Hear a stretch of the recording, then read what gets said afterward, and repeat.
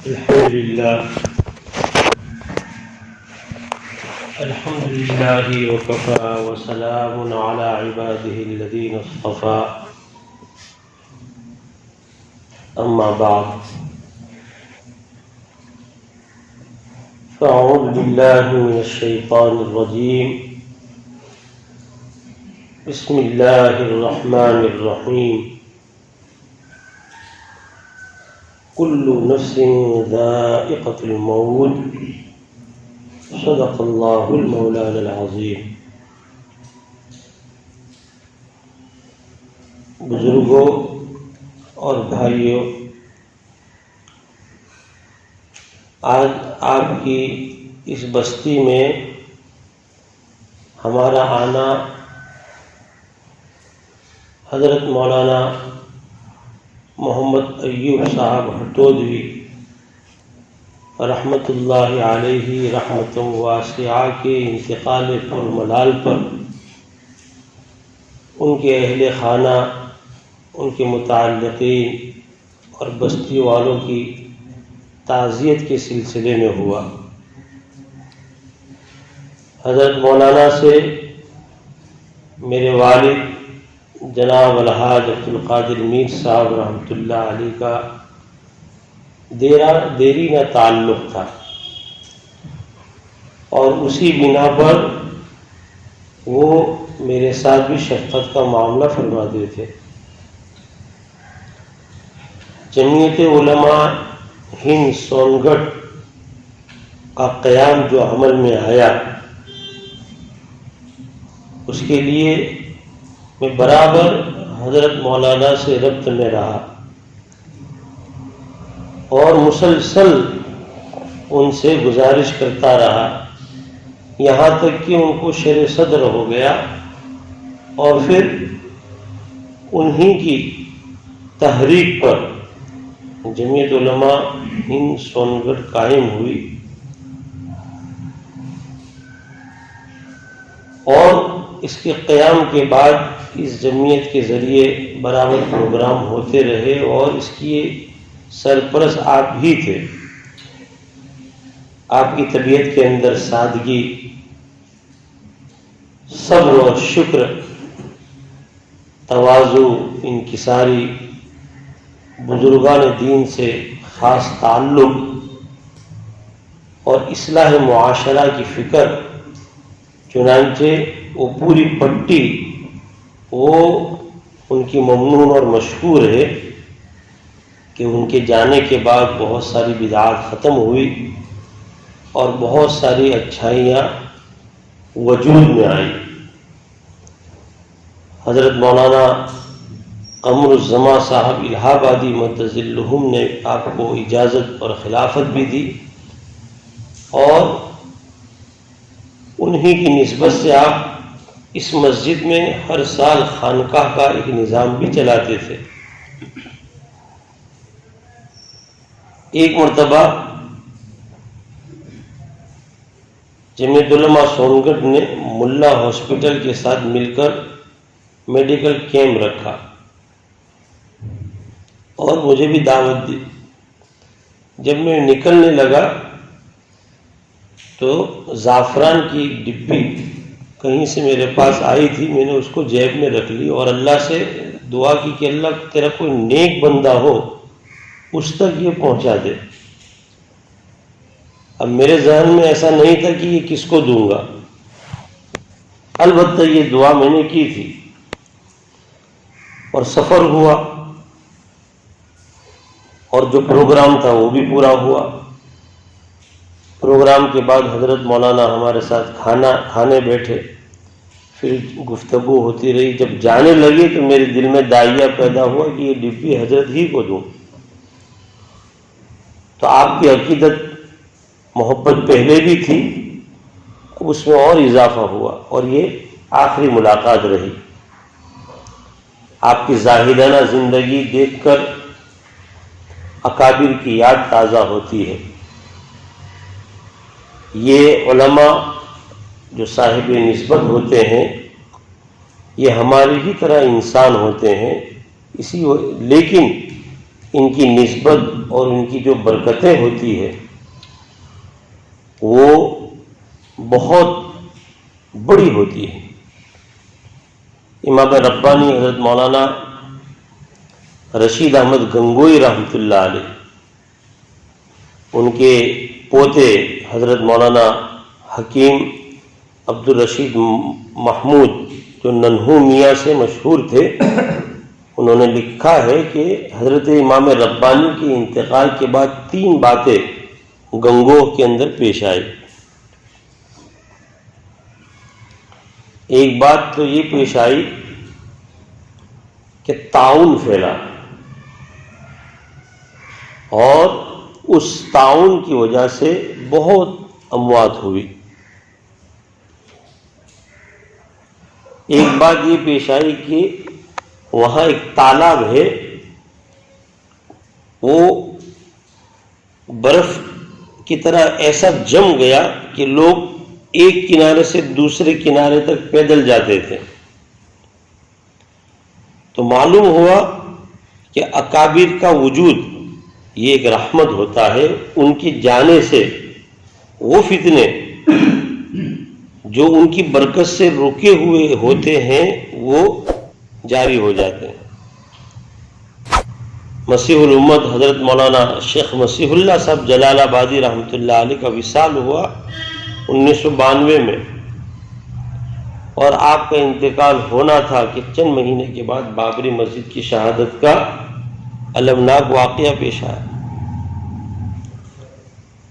حضرت فاروق اعظم رضی اللہ تعالی عنہ جو ایک دروازہ تھے اور سارے فتنے وہاں آ کر ٹکراتے تھے لیکن واپس ہو جاتے تھے، آپ کے انتقال کے بعد حضرت عثمان غنی رضی اللہ تعالیٰ عنہ خلیفہ ہوئے، اور پھر آپ کے آخری دور میں جو فتنہ جاری ہوا وہ ایسا جاری ہوا کہ آج تک وہ جاری ہے۔ اس لیے اکابر کی موجودگی یہ ایک رحمت ہے۔ ہمالیہ پہاڑ پر ایک شخص مجاہدہ کر رہا تھا، اور مجاہدے کے اندر اس نے دیکھا کہ ایک آسمان سے نور ایک مخصوص جگہ کے اوپر اتر رہا ہے، تو وہ اس کے پیچھے پیچھے چلا یہاں تک کہ وہ گنگوہ پہنچا۔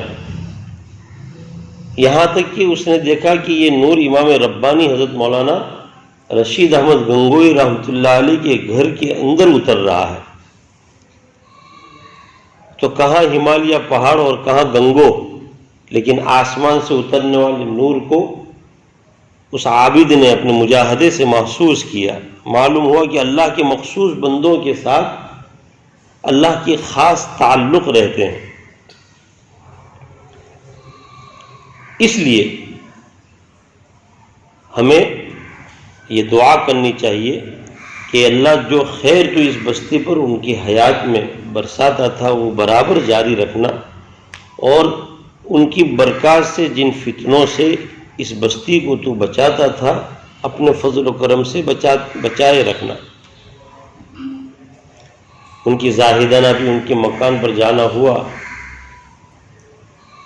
تو معلوم ہوا کہ بھئی یہ گویا کہ مدینہ منورہ کا حضرات صحابہ کرام کا کوئی مکان ہو، کیونکہ روایت میں آتا ہے کہ مسجد نبوی کی چھت وہ سروں پر لگتی تھی۔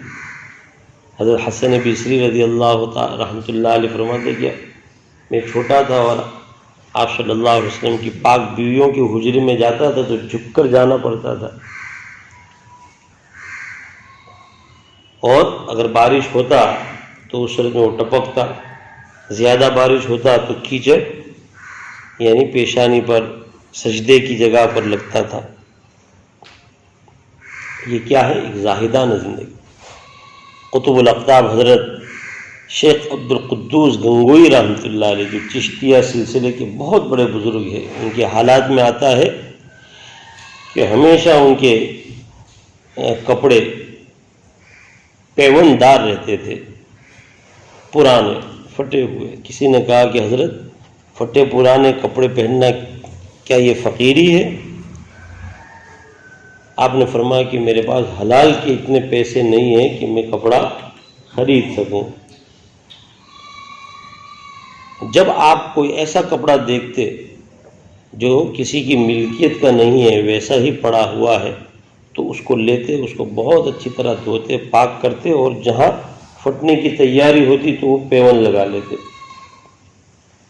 پھر ان کے ایک مرید جو آگے چل کر خلیفہ بنے، حضرت مولانا جعفر تھانیسری رحمۃ اللہ علیہ، جلال الدین تھانیسری رحمۃ اللہ علیہ، انہوں نے بڑی محنت سے 40 ٹکا، 40 اس زمانے میں ابھی روپیہ پیسہ ہوتا ہے، تو 40 ٹکا انہوں نے کمائے اور حضرت کو ہدیہ دیا۔ تو اس سے ان کے لیے ایک جبہ بنایا گیا اور ایک عمامہ، اور اس جبے کو آپ نے 40 سال تک استعمال کیا، اسی ایک جبے کو، اور وہ جبہ آج تک گنگوہ کے اندر تبرکات میں ہے۔ اپنے زمانے کے قطب اور بڑے بڑے بادشاہ ان کی خدمت میں آتے، ان کی جوتے سیدھے کرتے، لیکن ان کی فقیری کا یہ حال تھا۔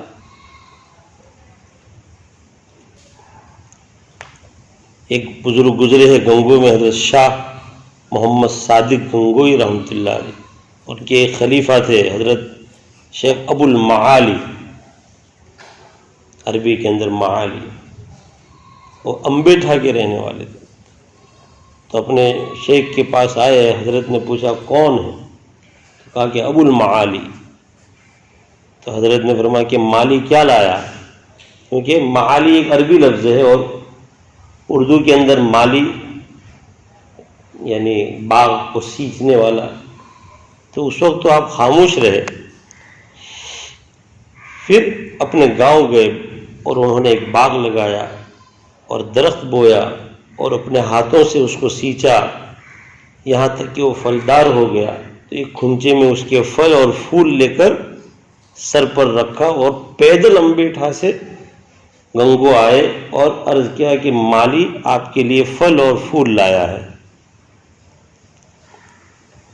ایک مرتبہ حضرت شاہ محمد صادق گنگوئی رحمۃ اللہ علیہ خود امبیٹھا پہنچے اور ان کے گھر سے یعنی اپنے مرید شیخ ابو المعالی کے گھر کے قریب سے گزر ہوا تو دیکھا کہ خادمہ ایک پیتل کا برتن لے کر جا رہی ہے۔ پوچھا کیا حال ہے؟ کہا کہ بھئی کئی دنوں سے فاقہ ہے، تو یہ گروی رکھنے جا رہی ہے کہ کچھ غذا ملے اور گھر میں کھایا جائے۔ تو کہا اچھا، تو ایک تعویذ لکھ کر دی کہ جب تم آٹا لو تو اس میں رکھ دینا۔ چنانچہ اس خادمہ نے ایسا ہی کیا۔ اب جب وہ آٹا کے اندر وہ تعویذ رکھی تو اس کی برکت سے فاقہ دور ہو گیا، اور فاقہ کو شیخ ابو المعالی شیخ جی کہا کرتے تھے کہ بھئی شیخ جی آج ہمارے مہمان ہوئے، یعنی آج فاقہ ہے۔ جب مسلسل 2 وقت کھانا ملتا رہا تو گھر والوں سے پوچھا کہ شیخ جی کیوں نہیں آ رہے؟ کیا بات ہے کہ شیخ جی یعنی فاقہ ہم کو نہیں آ رہا ہے، شیخ جی کہاں چلے گئے؟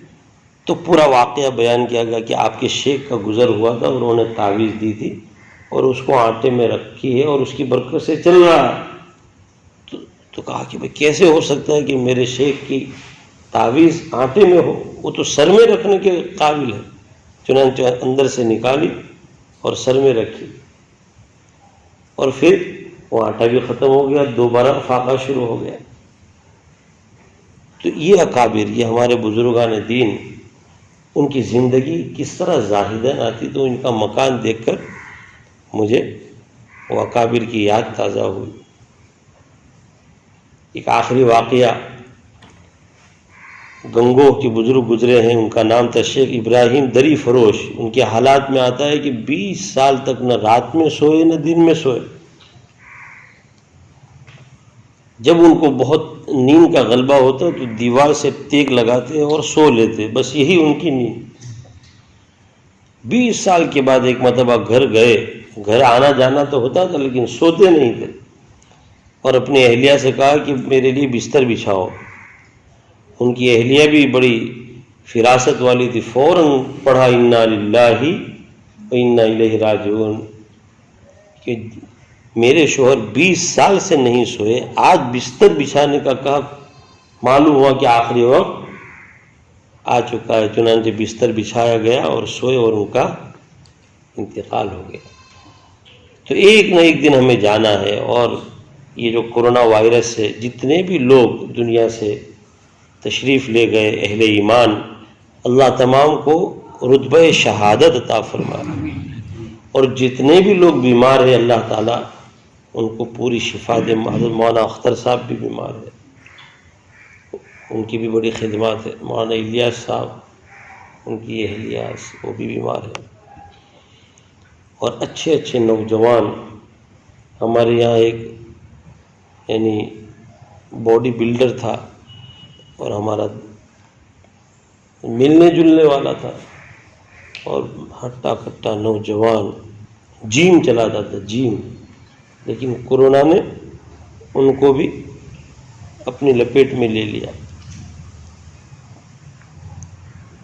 تو ہر وقت موت کا استحضار ہو، ہر وقت موت کا دھیان ہو۔ نبی پاک صلی اللہ علیہ وسلم نے نماز پڑھائی، سلام فرقت تیزی کے ساتھ گھر گئے، صحابہ کرام نے دیکھا کہ کیا بات ہے، آج تیزی کے ساتھ آئے اور پوچھا کہ اللہ کے رسول آج آپ ایک دم بہت تیزی کے ساتھ؟ فرمایا کہ کچھ طاق کے اندر روپیے رکھے تھے، درہم، مجھے ڈر ہوا کہ کہیں اس درمیان میں میری موت نہ آ جائے اور میں اس کا کیا جواب دوں۔ اور نبی درہم اور دینار میراث میں چھوڑتا نہیں ہے، نبی تو علم چھوڑتا ہے، جو اس سے جتنا لے وہ اتنا حصہ اس کا زیادہ ہوتا ہے۔ بہرحال مولانا موصوف بہت صفت کے مالک تھے، اللہ والے تھے، نیک تھے، اور بستی کے لیے ایک رحمت تھے۔ آج وہ ہمارے درمیان میں نہیں رہے، اللہ تعالیٰ ان کی مغفرت فرماوے، درجات بلند فرماوے، ان کی اہلیہ کو بھی اللہ شفا عطا فرمائے، تمام پسماندگان کو صبر جمیل عطا فرمائے، اس بستی پر اپنی خاص رحمت نازل فرمائے، اور جو بیمار ہے اللہ اپنے فضل و کرم سے تمام کو شفا نصیب۔ ہم کمزور ہے اللہ، تو ہمیں آزمائش اور امتحان میں مبتلا نہ فرما۔ اے اللہ، تو اگر امتحان ہمارا لے گا تو یقیناً ہم اس امتحان میں ناکام ہو جائیں گے، اگر تو انصاف اور عدل کرے گا تو ہم گھاٹے کے اندر پڑ جائیں گے۔ اے اللہ، ہم تو تیرا فضل چاہتے ہیں، تو ہمارے ساتھ وہ معاملہ نہ فرما جس کے ہم لائق ہیں، تو ہمارے ساتھ ایسا معاملہ فرما جو تیرے شایان شان ہے۔ اللہم عاملنا بما انت اہلو ولا تعاملنا بما نحن بأہلہ، انت اہل التقوی و اہل المغفرہ۔